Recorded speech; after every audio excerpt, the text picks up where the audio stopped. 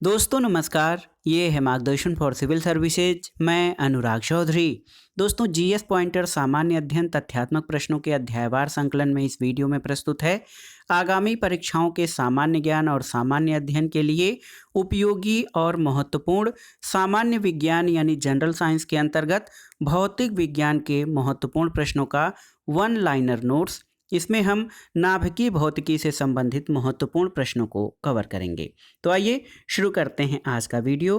भौतिक विज्ञान के अंतर्गत नाभिकीय भौतिकी से संबंधित महत्वपूर्ण प्रश्न। पहला प्रश्न दोस्तों सुमेलन करना है। इसमें देखिए मेसान की खोज किसके द्वारा की गई थी? तो उत्तर है हिडेकी युकावा। दोस्तों मेसान के खोजकर्ता हिडेकी युकावा हैं। पॉजिट्रॉन की खोज सीडी एंडरसन और यूएफ हेस के द्वारा की गई थी। इसके अलावा आप देखिए सूर्य तथा तारों में ऊर्जा उत्पादन का सिद्धांत ये एच.ए. बेथे के द्वारा और परा यूरेनियम तत्वों का संश्लेषण जी.टी. सीबोर्ग के द्वारा इसकी खोज की गई थी। तो ये इस तरह से सही सुमेलन हो जाएगा। अगला प्रश्न है दोस्तों ब्लॉकचेन प्रौद्योगिकी किससे संबंधित है आपको बताना है। तो उत्तर है ब्लॉकचेन प्रौद्योगिकी ये डिजिटल यानी क्रिप्टो करेंसी से संबंधित है। अगला प्रश्न है गलत क्या है? तो आप देख लीजिए गलत कथन ये है कि किसी परमाणु के नाभिक का टूटना संलयन कहलाता है। ये आपका गलत कथन है।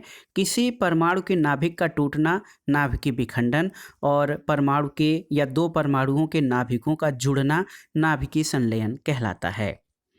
अगला प्रश्न कथन और कारण से संबंधित है। कथन है कि अर्नेस्ट रदरफोर्ड ने रॉयल सोसाइटी के समक्ष कहा था कि मनुष्य को नाभिकीय शक्ति कभी नहीं उपलब्ध होगी। कारण है कि उसे ये विश्वास था कि आइंस्टाइन का नियम फेल हो जाएगा और मात्रा ऊर्जा में परिवर्तित नहीं होगी। तो दोस्तों दोनों ही यानी कथन और कारण सही हैं और कारण कथन का सही स्पष्टीकरण है।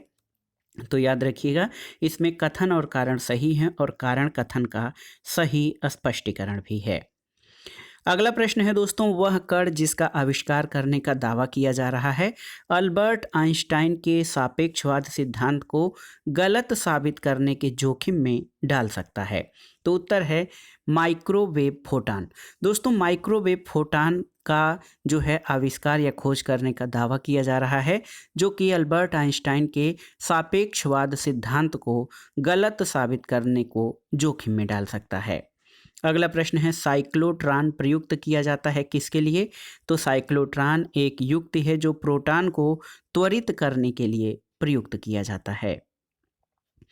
अगला प्रश्न है दोस्तों पेयजल में गामा उत्सर्जक समस्थानिक है या नहीं, इसकी पुष्टि कैसे की जा सकती है?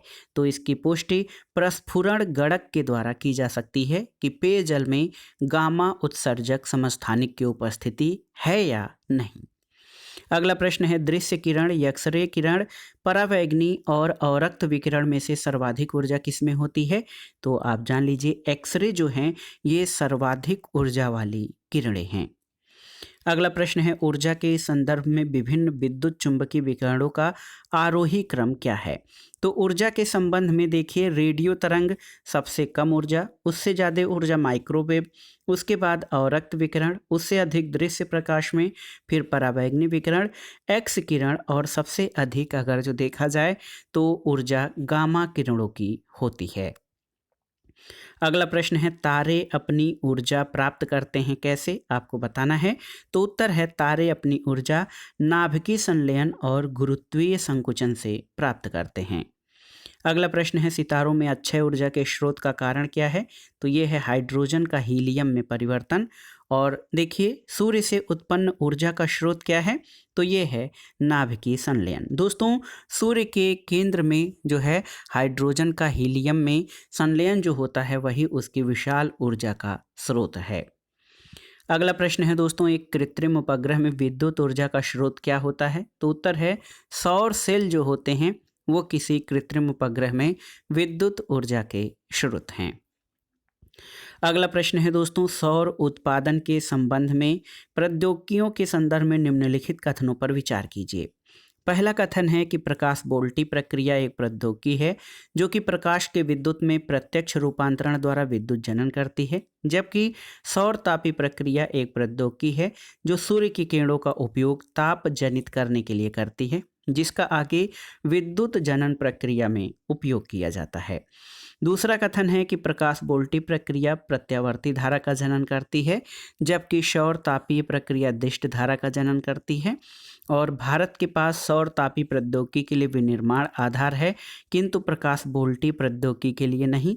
तो इनमें से कौन सा कथन सही है? तो कथन 2 और 3 गलत हैं, लेकिन कथन 1 की प्रकाश बोल्टी प्रक्रिया एक प्रौद्योगिकी है जो कि प्रकाश के विद्युत में प्रत्यक्ष रूपांतरण द्वारा विद्युत जनन करती है, जबकि सौर तापी प्रक्रिया एक प्रौद्योगिकी है जो सूर्य की किरणों का उपयोग ताप जनित करने के लिए करती है, जिसका आगे विद्युत जनन प्रक्रिया में उपयोग किया जाता है। केवल एक कथन आपका सही है। अगला प्रश्न है दोस्तों, सौर जल पंपों के संबंध में निम्नलिखित कथनों पर विचार कीजिए। देखिए, सौर ऊर्जा का प्रयोग पृष्ठीय पंपों को चलाने के लिए हो सकता है और निमज्जनी पंपों के लिए नहीं। दूसरा है कि सौर ऊर्जा का प्रयोग अपकेंद्री पंपों को चलाने के लिए हो सकता है, पिस्टन वालों के लिए नहीं। तो इसमें से दोनों ही कथन आपके सही नहीं हैं। दोस्तों, सौर ऊर्जा का प्रयोग सभी पंपों को चलाने के लिए किया जा सकता है, और चाहे वो सबमर्सिबल पंप हैं, इसका भी प्रयोग सौर ऊर्जा के द्वारा किया जा सकता है इन जल पंपों को चलाने के लिए। अगला प्रश्न है, भारत में सौर ऊर्जा उत्पादन के संदर्भ में दिए गए कथनों पर विचार कीजिए। तो भारत प्रकाश वोल्टी इकाइयों में प्रयोग में आने वाले सिलिकॉन वेफर्स का दुनिया में तीसरा सबसे बड़ा उत्पादक देश है, तो ये सही नहीं है। और सौर ऊर्जा शुल्क का निर्धारण भारतीय सौर ऊर्जा निगम के द्वारा किया जाता है, ये भी सही नहीं है। तो उत्तर हो जाएगा न तो 1 और न ही 2। अगला प्रश्न है दोस्तों, सोलर सेल में प्रयोग किया जाता है किसका? तो सिलिकॉन का प्रयोग सोलर सेल में किया जाता है। प्रकाश वोल्टी सेल क्या होते हैं? तो दोस्तों, प्रकाश वोल्टी सेल ये सौर सेल यानी सोलर सेल होते हैं। अगला प्रश्न है, फोटोवोल्टीय सेल किससे संबंधित है? तो ये सौर ऊर्जा से संबंधित हैं। और अगला प्रश्न देखिए, बहुत ही महत्वपूर्ण है, नाभिकीय रिएक्टर में स्वपोषित श्रृंखला अभिक्रिया संभव है, क्यों? तो उत्तर है, नाभिकीय रिएक्टर में स्वपोषित जो है श्रृंखला अभिक्रिया संभव है, क्योंकि प्रत्येक विखंडन अभिक्रिया में अपेक्षाकृत अधिक न्यूट्रॉन निर्मुक्त होते हैं। न्यूट्रॉन विखंडन प्रक्रियाओं में तुरंत हिस्सा लेते हैं। द्रुत न्यूट्रॉन ग्रेफाइट द्वारा धीमे किए जाते हैं, और विखंडन प्रक्रियाओं में निर्मुक्त हर न्यूट्रॉन को आगे विखंडन की शुरुआत करता है। तो इसमें से कौन से कथन सही हैं? तो कथन 1 और 3 आपके सही हैं कि प्रत्येक विखंडन अभिक्रिया में अपेक्षाकृत अधिक न्यूट्रॉन निर्मुक्त होता है स्व-विखंडन अभिक्रिया में, और द्रुत न्यूट्रॉन ग्रेफाइट द्वारा धीमे किए जाते हैं। अगला है दोस्तों, परमाणु रिएक्टर क्या है? तो उत्तर है, परमाणु रिएक्टर आणविक भट्ठी होती है। अगला प्रश्न, नाभिकीय संलयन रिएक्टरों के विषय में जो कथन दिए गए हैं उन पर विचार कीजिए। तो देखिए, वे भारी नाभिकों के विखंडन के सिद्धांत पर कार्य करते हैं, सही नहीं है। नाभिकीय संलयन रिएक्टर साधारणतया उनकी टोकमाक डिजाइन होती है, सही है, और वे बहुत अधिक तापक्रम पर कार्य करते हैं। तो भारी नाभिकों के विखंडन सिद्धांत पर जो है ये नाभिकीय संलयन रिएक्टर नहीं बल्कि नाभिकीय रिएक्टर काम करते हैं, नाभिकीय विखंडन रिएक्टर, और इसमें केवल कथन 2 और 3 आपके सही हैं। अगला प्रश्न है, नाभिकीय रिएक्टर और परमाणु बम में अंतर क्या है? तो आप जान लीजिए दोस्तों, नाभिकीय रिएक्टर में श्रृंखला अभिक्रिया नियंत्रित होती है, परमाणु बम में अनियंत्रित होती है। अगला प्रश्न है दोस्तों, आधुनिक आयुर्वैज्ञानिक विज्ञान में नाभिकीय औषधियाँ नैदानिक और उपचार के प्रभावी उपकरणों के रूप में उभर रही हैं, वे वास्तव में क्या हैं? तो आप जान लीजिए कि जो आधुनिक वैज्ञानिक विधि में जो नाभिकीय औषधियाँ हैं जो कि उपचार के प्रभावी उपकरणों के रूप में उभर रही हैं, ये वाकई में रेडियो आइसोटोप्स होते हैं। अगला प्रश्न है, एक रेडियोधर्मी तत्व नाभिकीय ईंधन जिसके भारतवर्ष में बड़े भंडार पाए जाते हैं, तो ये है थोरियम। थोरियम दोस्तों केरल के समुद्री तट के मोनाजाइट बालू का निक्षेप में, मोनाजाइट बालुओं में थोरियम की प्राप्ति होती है। अगला प्रश्न है, प्रकृति में यूरेनियम की तुलना में थोरियम के कहीं अधिक भंडार हैं, सही है। उत्खनन प्राप्त खनिज में मिलने वाली प्रति इकाई द्रव्यमान ऊर्जा की तुलना की जाए तो थोरियम प्राकृतिक यूरेनियम की तुलना में कहीं अधिक ऊर्जा उत्पन्न करता है, सही है। और थोरियम यूरेनियम की तुलना में कम नुकसानदेह अपशिष्ट उत्पादित करता है, सही है। तो दोस्तों यहाँ पर थोरियम और यूरेनियम के तुलनात्मक अध्ययन में आप देख सकते हैं कि 1, 2 और 3 ये तीनों ही सही हैं। अगला प्रश्न है, भारत अंतर्राष्ट्रीय ताप नाभिकीय प्रायोगिक रिएक्टर यानी इंटरनेशनल थर्मोन्यूक्लियर एक्सपेरिमेंटल रिएक्टर का एक महत्वपूर्ण सदस्य है। यदि ये सफल हो जाता है तो भारत का तात्कालिक लाभ क्या होगा? तो उत्तर है, ये विद्युत उत्पादन के लिए संलयन यानी फ्यूजन रिएक्टरों का निर्माण कर सकता है।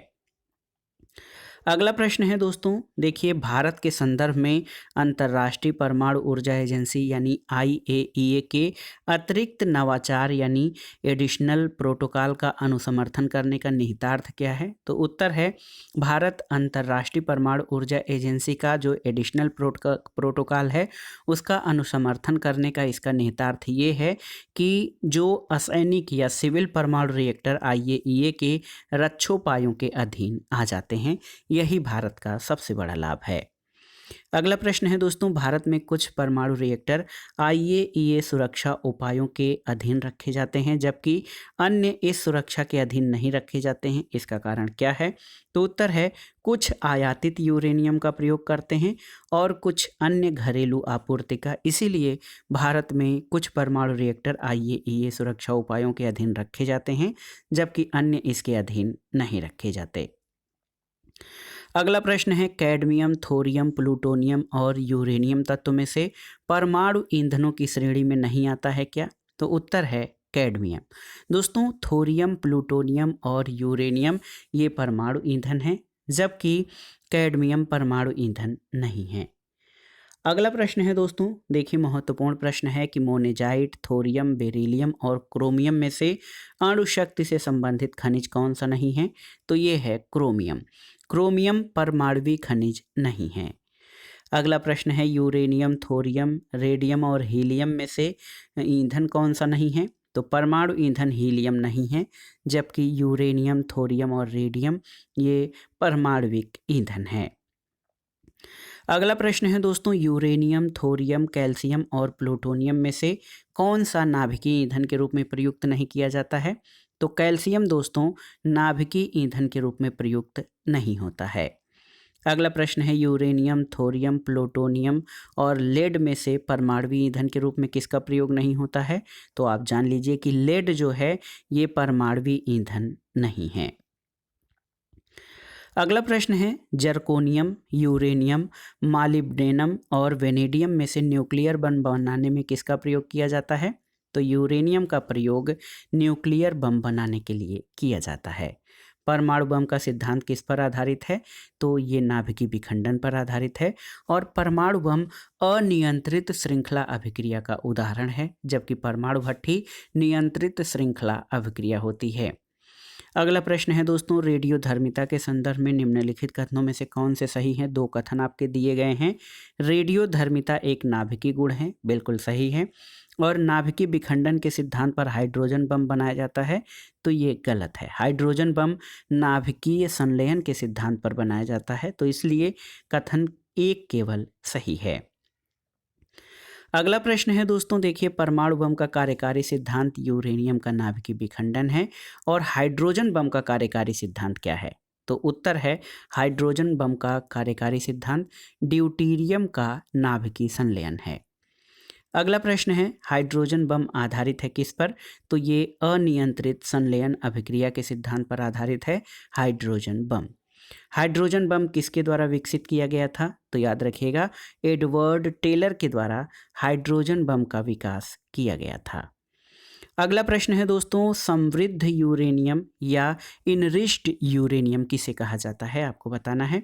तो समृद्ध यूरेनियम प्राकृतिक यूरेनियम जिसमें यूरेनियम या रेडियोधर्मी यूरेनियम 235 आइसोटोप का घटक कृत्रिम रूप से बढ़ाया जाता है, इसको समृद्ध यूरेनियम कहा जाता है।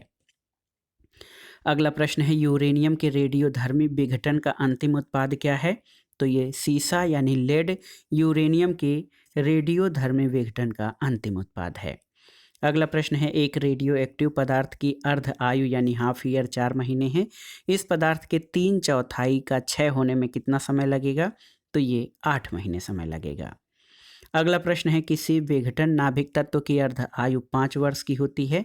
20 वर्ष बाद विघटन नाभिक पदार्थ का जो अंश बचेगा वो कितना है? तो 20 वर्ष अर्ध आयु का मतलब है कोई भी परमाणु नाभिक जितने समय में अपनी आधी स्थिति जो है समाप्त कर देता है उसे अर्ध आयु कहा जाता है। तो 5 वर्ष में 5 वर्ष में अगर जो किसी तत्व की अर्ध आयु है तो 20 वर्ष बाद उसका 1/16 अंश बचेगा।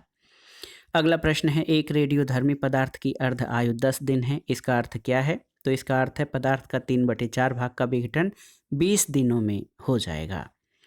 अगला प्रश्न है दोस्तों, एस्टेटाइन, फ्रेंसियम, टिट्रियम और जर्कोनियम में से एक रेडियो एक्टिव नहीं है। तो जर्कोनियम रेडियो एक्टिव तत्व नहीं है। अगले प्रश्न पर आते हैं, यूरेनियम 233, 234, 235 और 239 में से वह यूरेनियम समस्थानिक जो परमाणु ऊर्जा संयंत्र में बिजली उत्पादन के लिए प्रयोग किया जाता है। तो ये है यूरेनियम 235। अगला प्रश्न है, यूरेनियम लोहा, तांबा और एल्यूमिनियम में से विद्युत उत्पन्न करने के लिए किसका प्रयोग होता है? तो यूरेनियम का प्रयोग होता है। रेडियोधर्मी पदार्थ उत्सर्जित करता है क्या? तो अल्फा, बीटा और गामा किरणों को उत्सर्जित करता है रेडियोधर्मी पदार्थ। अगला प्रश्न है, अगर चालू नाभिकीय रिएक्टर में कंट्रोल छड़ों का उपयोग नहीं किया जाएगा तो क्या होगा? दोस्तों, अगर नाभिकीय रिएक्टर में जो है कंट्रोल छड़ों का उपयोग नहीं किया जाएगा तो इसकी प्रक्रिया सीमा से बाहर चली जाएगी और वो जो रिएक्टर है विस्फोट कर जाएगा, क्योंकि कंट्रोल छड़ जो हैं वो न्यूट्रॉनों के अवशोषण या अतिरिक्त न्यूट्रॉनों के अवशोषण के लिए प्रयोग किए जाते हैं।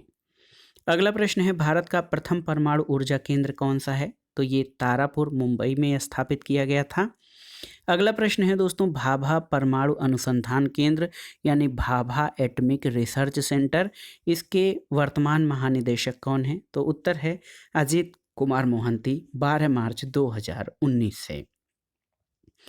अगला प्रश्न है, ध्रुव, पूर्णिमा और साइरस क्या हैं? तो ये भारतीय शोध रिएक्टर हैं जिनके नाम ध्रुव, पूर्णिमा और साइरस हैं। अगला प्रश्न है दोस्तों, भारत के न्यूक्लियर रिएक्टर्स में प्रयुक्त होता है तो ये यूरेनियम 238 का प्रयोग होता है। कालपक्कम किसके लिए प्रसिद्ध है? तो आप जानते हैं कालपक्कम तमिलनाडु में है और ये परमाणु शक्ति संयंत्र के लिए प्रसिद्ध है। इंदिरा गांधी आणविक अनुसंधान केंद्र कहाँ पर है? तो ये तमिलनाडु में कालपक्कम में स्थित है। अगला प्रश्न आपको मिलान करना है सुमेलन। Indira Gandhi centre for atomic research, atomic mineral directorate for exploration and research, ये कालपक्कम तमिलनाडु में। एक्सप्लोरेशन एंड रिसर्च दोस्तों ये हैदराबाद में। हरिश्चंद्र देखिए, Indira Gandhi centre for atomic research Kalpakkam में, atomic minerals directorate for exploration and research ये हैदराबाद में, हरिश्चंद्र रिसर्च इंस्टीट्यूट प्रयागराज में और Saha institute of nuclear physics Kolkata में स्थित है। अगला प्रश्न है, निम्नलिखित संगठनों पर विचार कीजिए। परमाणु खनिज अनुसंधान और अन्वेषण निदेशालय, गुर्जर बोर्ड यानी हैवी वाटर बोर्ड, भारतीय रेयर अर्थ लिमिटेड और भारतीय यूरेनियम कॉरपोरेशन में से परमाणु ऊर्जा विभाग के अंतर्गत कौन कौन आते हैं? तो 1, 2, 3, 4 भारतीय यूरेनियम कॉरपोरेशन ये परमाणु ऊर्जा विभाग के अंतर्गत नहीं आता है। अगला प्रश्न, सुमेलन करना है परमाणु शक्ति केंद्र और उनसे संबंधित राज्यों का।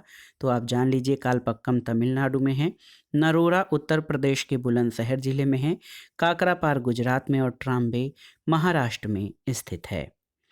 अगला प्रश्न सुमेलन करना है, राजस्थान परमाणु ऊर्जा संयंत्र रावत भाटा कोटा में है, नरोरा परमाणु ऊर्जा संयंत्र उत्तर प्रदेश में, मद्रास परमाणु ऊर्जा संयंत्र कालपक्कम तमिलनाडु में और कैगा कर्नाटक में स्थित है, कैगा परमाणु ऊर्जा संयंत्र। अगला प्रश्न है दोस्तों देखिए, नरोरा, घाटशिला, कालपक्कम और नंगल में से परमाणु ऊर्जा संयंत्र कहाँ स्थित हैं? तो नरोरा और कालपक्कम में 1 और 3 आपका सही उत्तर है। अगला प्रश्न है दोस्तों, भारत का वह परमाणु संयंत्र जो 4th भूकंपी पेटी में स्थित है? तो ये है नरोरा। और अगला है कि तमिलनाडु के कुडनकुलम में रूस परमाणु भट्टियों की कितनी इकाइयाँ लगाने पर राजी हुआ है? तो ये 6 इकाइयाँ हैं। अगला प्रश्न है कालपक्कम के फ्रास्ट ब्रीडर रिएक्टर में प्रयुक्त ईंधन कौन सा है?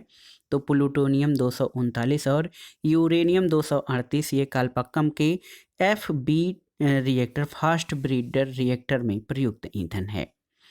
अगला प्रश्न है दोस्तों कालपक्कम के फास्ट ब्रीडर रिएक्टर में कौन सा शीतलक प्रयोग में लाया जाता है?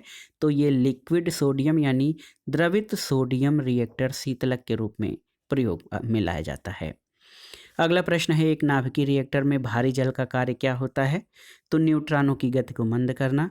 नाभिकीय संयंत्र में ग्रेफाइट का उपयोग किस लिए किया जाता है? तो ये मंदक के रूप में। और नाभिकीय रिएक्टर में मंदक के रूप में प्रयोग किया जाता है तो भारी पानी और सादा पानी। अगला प्रश्न है दोस्तों फास्ट ब्रीडर रिएक्टर यानी शीघ्रोत्पादी रिएक्टर क्या है? बिजली पैदा करने वाला एक नाभिकीय रिएक्टर जो बिजली उत्पन्न करता है किसके द्वारा? तो विखंडन प्रक्रिया के द्वारा। दोस्तों फास्ट ब्रीडर रिएक्टर बिजली पैदा करने वाला नाभिकीय रिएक्टर है जो विखंडन प्रक्रिया के द्वारा बिजली पैदा करता है। ब्रीडर रिएक्टर क्या है? तो ये विखंडन होने वाले पदार्थ को उससे अधिक उत्पन्न करता है जितना वह जलाता है। इसको ही फास्ट ब्रीडर रिएक्टर कहा जाता है। अगला प्रश्न है the nuclear power corporation of India अब दूसरे देशों को PHWR यानी प्रेशराइज्ड हैवी वाटर रिएक्टर्स निर्यात करने की स्थिति में है। इन रिएक्टरों की क्षमता कितनी होगी? तो ये 220 मेगावाट और 540 मेगावाट। अगला प्रश्न है कि काकरापार, कैगा, कुडनकुलम और तारापुर में से वह नाभिकीय शक्ति संयंत्र जिसकी कुल स्थापित क्षमता अधिकतम है? तो ये कुडनकुलम की। पोखरण नाभिकीय परीक्षण 1974 का आधिकारिक कोड क्या था? तो ये था स्माइलिंग बुद्धा। और लास्ट में आइए देखते हैं पोखरण 2 परीक्षण कब किया गया था? तो 11 मई और 13 मई 1998 को। मई 1998 में पोखरण में भारत ने 5 परमाणु परीक्षण किए थे। पोखरण रेंज कहाँ पर स्थित है? तो ये राजस्थान में स्थित है। तो दोस्तों ये था आज का वीडियो। GS पॉइंटर सामान्य अध्ययन तथ्यात्मक प्रश्नों के अध्यायवार संकलन या अध्यायवार श्रृंखला के अंतर्गत इस वीडियो में आपने सामान्य विज्ञान यानी जनरल साइंस के भौतिक विज्ञान से संबंधित महत्वपूर्ण खंड नाभिकीय भौतिकी से संबंधित महत्वपूर्ण प्रश्नों को कवर किया। ये प्रश्न आपके आगामी विभिन्न परीक्षाओं के सामान्य ज्ञान और सामान्य अध्ययन तथा सामान्य जानकारी के लिए बहुत ही उपयोगी हैं। आप इन प्रश्नों को तैयार कर लीजिएगा। दोस्तों वीडियो आपको कैसा लगा हमें कमेंट बॉक्स में ज़रूर बताइएगा। वीडियो को लाइक करें, शेयर करें और इस चैनल मार्गदर्शन फॉर सिविल सर्विसेज को सब्सक्राइब करें। वीडियो देखने के लिए धन्यवाद दोस्तों। नमस्कार।